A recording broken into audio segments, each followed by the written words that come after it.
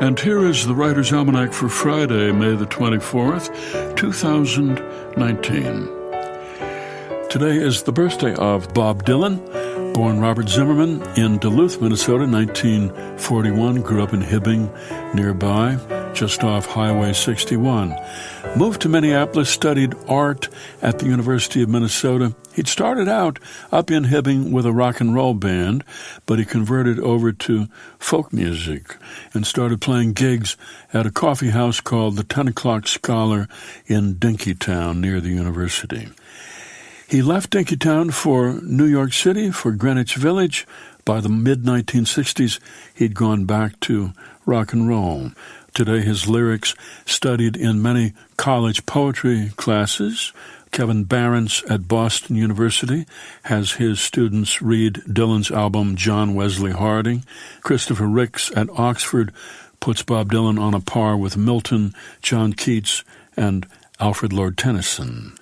Dylan wrote a volume of poetry and prose called Tarantula.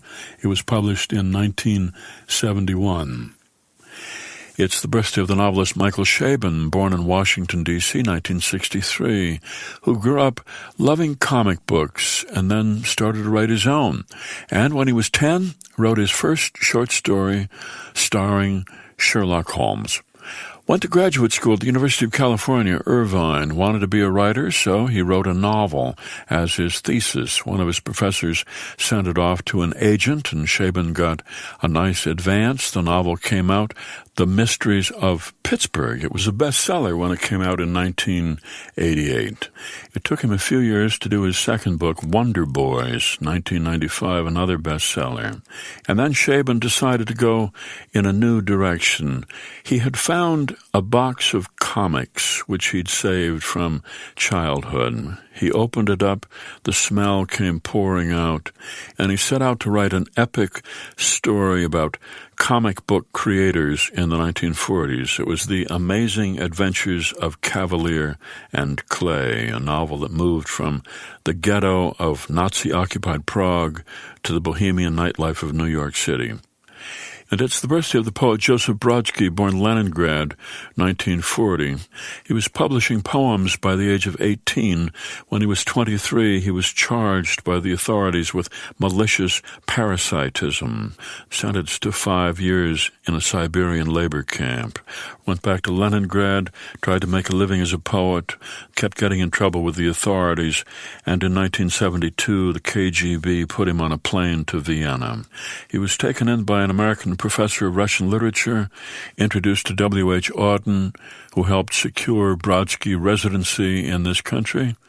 He got teaching positions and in 1987 won the Nobel Prize in Literature.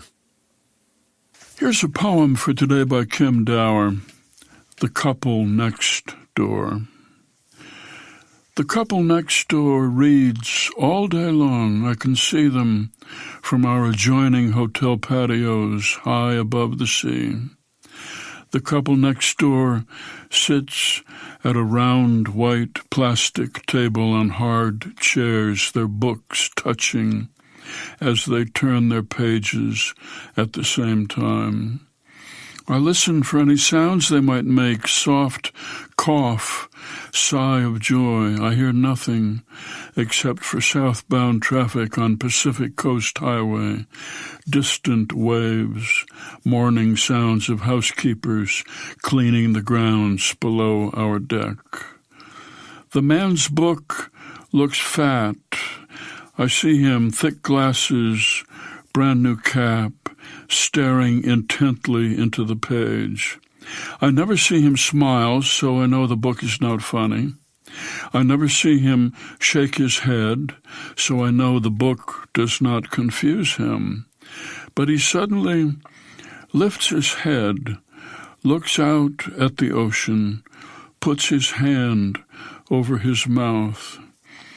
The woman looks content, like her book understands her. It's about something she knows too well, bringing up children, watching them grow, saying goodbye. I brought books too, but prefer watching them. wonder how they arrived at this place where reading in silence carries them through the day.